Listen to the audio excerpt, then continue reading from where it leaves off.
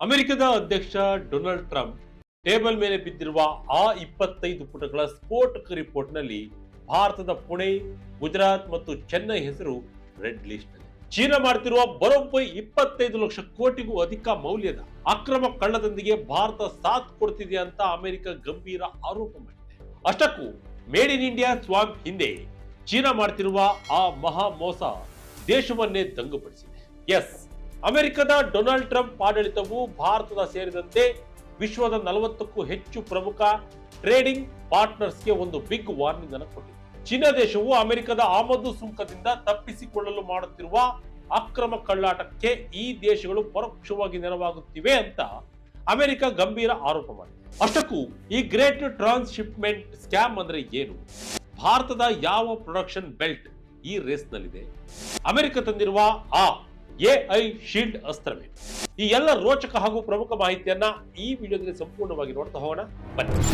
ಅಮೆರಿಕದಿಂದ ಹೊಸ trade warning. China ಕಳ್ಳಾಟಕ್ಕೆ ಸಾಥ್ ಕೊಡ್ತಾ ಇರೋದು ಯಾರು?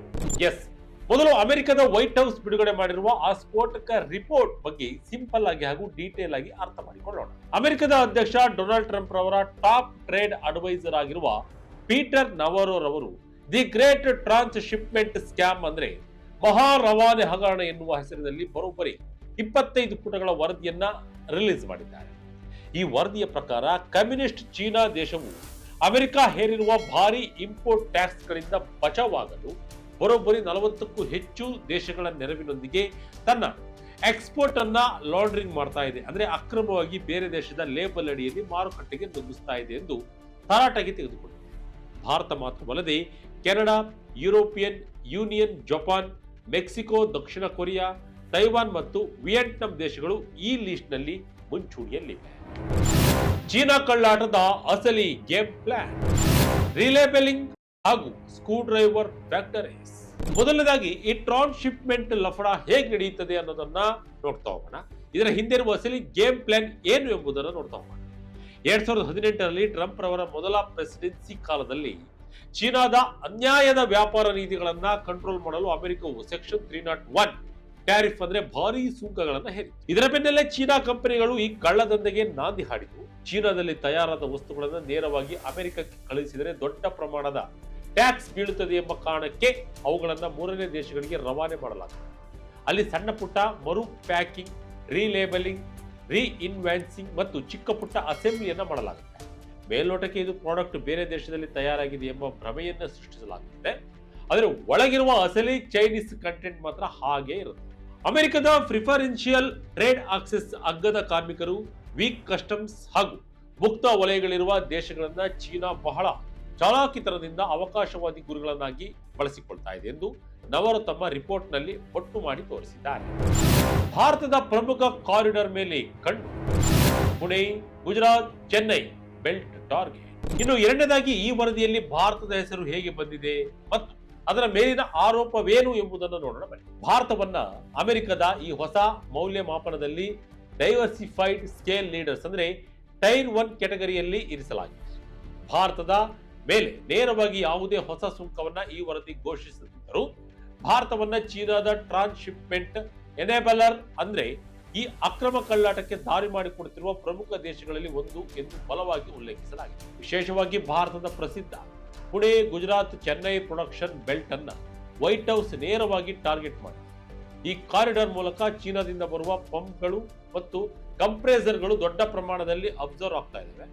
ಇದು ಅಮೆರಿಕದ ಸಿನ್ಸಿನಾಟಿ, ಡೇಟನ್ ಮತ್ತು ಕೊಲಂಬಸ್ನಲ್ಲಿರುವ ಸ್ಥಳೀಯ ಕೈಗಾರಿಕಾ ಮ್ಯಾನುಫ್ಯಾಕ್ಚರಿಂಗ್ ಸೆಂಟರ್ಗಳಿಗೆ ಭಾರಿ ಪೆಟ್ಟು ನೀಡುತ್ತಿದೆ ಎಂದು ವರದಿ ದೂರಿದೆ.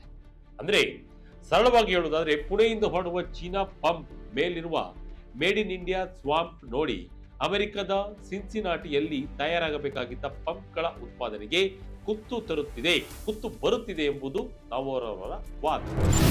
ಅಕ್ರಮ ಸರಕುಗಳ ಮೌಲ್ಯ $303 ಬಿಲಿಯನ್. ಅಮೆರಿಕದ ಉದ್ಯೋಗಿಗಳಿಗೆ ಕುತ್ತು. ಇನ್ನು ಮೂರನೇದಾಗಿ ಕಳ್ಳಾಟದಿಂದ ಅಮೆರಿಕದ ಆರ್ಥಿಕತೆಗೆ ಆಗುತ್ತಿರುವ ನಷ್ಟದ ಅಳತೆಯನ್ನ ಈ ವರದಿ ಅಂಕಿಅಂಶಗಳ ಸಮೇತ ಬಿಚ್ಚಿಟ್ಟಿದೆ.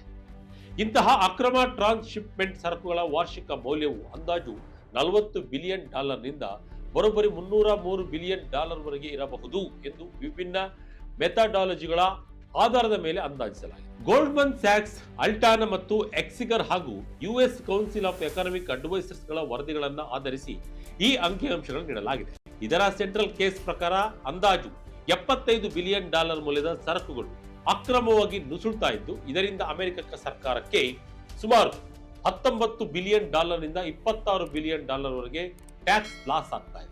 ಇದರಿಂದ ಅಮೆರಿಕದಲ್ಲಿ ಬರೋಬ್ಬರಿ 4.5 ಲಕ್ಷ ಉದ್ಯೋಗಗಳು ನಷ್ಟವಾಗಿವೆ ಎಂದು ವರದಿ ಮಾಡೆಲ್ ಆಧಾರಿತ ಅಂದಾಜು ಮಾಡಿದೆ.